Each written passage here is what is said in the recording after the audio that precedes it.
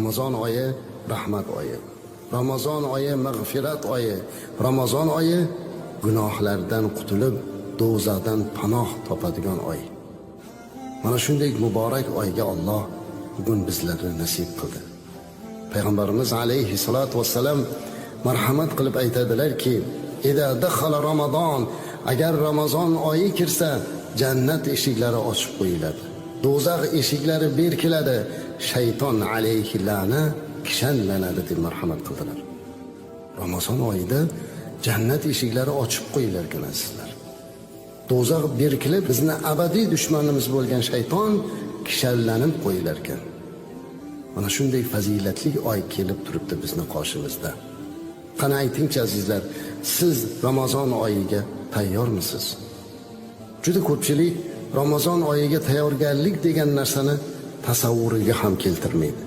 Bir narsani unutmasligimiz kerakki, shayton alayhi la'na olim bo'lgan bir paytlar Alloh haq azza va jallani g'azabiga uchrab, mardud bo'lib, la'nat bo'lib, abadiy dushmanga aylangan. U ham Ramazon oyi kirganda o'zini kishanlanishligini yaxshi biladi. Shuning uchun u o'zi Ramazonga tayyorlanadi azizlar. Qanday qilib tayyorlanadi?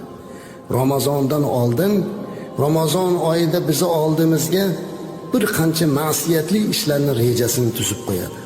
Ramazon oyini fazilatidan benasib bo'ladigan bir qancha narsalarning illatlarini miyamizga joylaydi. Go'yoki bir arabaga o'tkazib, arablar nafaq deydi, ya'ni tunnel deydi. Mana shu tunnelga olib kirib, orqadan yugurib kelib bir siltab itarib yuboradi-yu, biz o'sha tunnelda bir qancha bizga atab qo'yilgan sovg'a salom, turli ne'matlarni ola olmasdan o'tib ketib qolamiz. U mana shunga tayyorlab bizni arabasiga o'tkazmoqchi. Shunday ekan, shayton Ramazonga tayyorlanyapti. Sizchi? Siz Ramazonga tayyormisiz? Ko'pchilikdan so'raymiz. Ramazonga qanday tayyorlanish kerak? Ramazonga tayyorgarlik ko'rish deganda bozordan iftorlik uchun xarajatlarni ko'paytirib qilib qo'yish, taomnomani tuzish, saharligi iftorlikda qanday taomlarni yeyishlikka tayyorlanishlik emas azizlar. Ramazonga ma'naviy tayyorlanadi. Eng avvalo Alloh azza va jallaga duo qilib, yig'lab, tavba qilib Ramazondan oldin, "Yo Rabbim, meni Ramazon oyiga sog'-omon yetkazgin. Ushbu oyni fazilatidan nasibador qilgin" deb Allohdan so'rash kerak.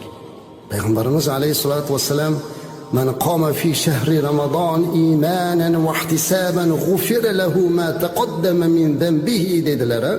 Kim Ramazon oyida iymon bilan, ihtisob bilan qoyim bo'lar ekan, kechalari turib ibodat qilar ekan, roza tutar ekan, uni hamma gunohlari kechiriladi dedi.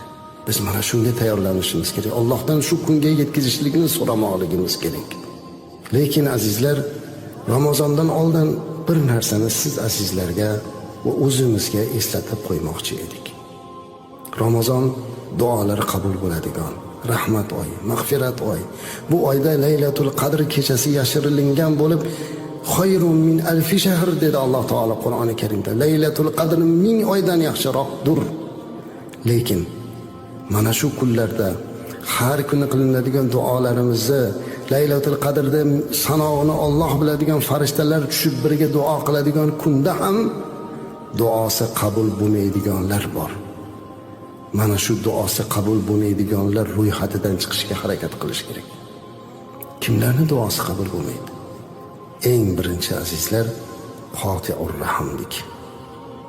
Ya'ni qarindosh urug'idan yuz o'girib yuborgan odamning duosi qabul bo'lmaydi. Qarindosh urug'idan arazlashib yurgan odamning duosi qabul bo'lmaydi. Ichimizda qoti'ur rahm yo'qmi? Turli bahonalar bilan, hali akamiz bilan, hali ukamiz va hali opa singil va amaki tog'alarimiz bilan, hatto ba'zan ota-onalar bilan arazlashib yurganlar bor. Ularning qanday duosi qabul bo'lsin? Shunday ekan, ertaga qoti'ur rahm bo'lib Ramazonga kirib, shuncha sa'i harakatlarimizni befoyda ketishidan qo'rqqan inson qarindosh urug'i bilan aloqasini tiklasin. To'g'ri, ba'zan aytadiki, o'tkazib yuborganda judayam ko'p menga nisbatan yomonliklarni qilganda, birodar, azizim, Ramazon oyida Alloh haq azza va jalla sizni hamma gunohingizni kechiraman deb turgan bo'lsa, siz o'zingizni qilgan gunohlaringizni ko'z oldingizdan o'tkazing-da, buyuk Robbimizdek zot, buyuk Robbimiz bizni gunohimizni kechirayotganda, men kimman o'zi degan savolni bering. Biz kimmiz? Bir oddiy bir bandamiz. Nega kechira olmaymiz? Bu bir bahona, bu bir kibr.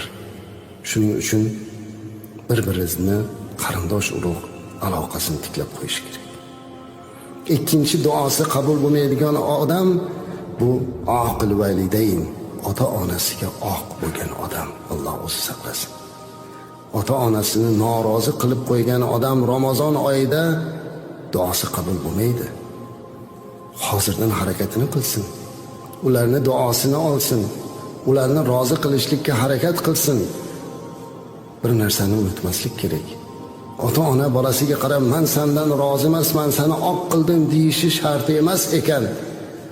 Ota-onani qalbi og'rib qolishligi, bolasini oldida ko'ziga yosh olib xafa bo'lishligi o'zi kifoya. Alloh saqlasin. Lekin hayotimizda ota-onamizga duq qilgan, ranjitgan paytimiz bo'lmadi deb ayta olmaymiz. Shunday ekan Ramazondan oldin ota-onangizni ziyorat qiling-da, ulardan rozilik so'rang. Otajonim, onajonim, axir siz menga mehribonsiz. Men bir erka farzandingizman. Xafa qilgan bo'lsa meni kechiring. Ramazon oyida ham duosi qabul bo'lmaydiganlar qatoridan bo'lib qolmay deb roziligini oling. Mabodo ota-ona o'tib ketgan bo'lsa, endi nima qilaman deyotganlar bo'lsa, ota-onangiz hayotlik mahaldan nimadan rozi bo'lgan bo'lsa, shu ishni qiling. Ota-onangizni qavm qarindoshdan xabar oling. Ota-onangizni rozi qilishlik yo'lida nima kerak bo'lgan bo'lsa, shu ishni qiling-da, ularning haqqiga duo qiling. Mag'firatini so'rang. Ajab ermaski, ota-onasini rozi qilgan farzandlar qatoridan joy olinsa. Duosi qabul bo'lmaydigan kimsalardan yana bittasi, hatto Ramazon oyi kirganda ham mukkasidan aroq ichuvchi kimsa, mudminul xamr. Mana bu kimsani ham duosi qabul bo'lmaydi. Chunki rahmat yog'ilib tursa, Alloh mag'firat qilib tursa, mana shu oyda ham mana shunday gunohlarni qilib yurishligi u insonda Allohning rahmatidan benasib qiladi, azizlar.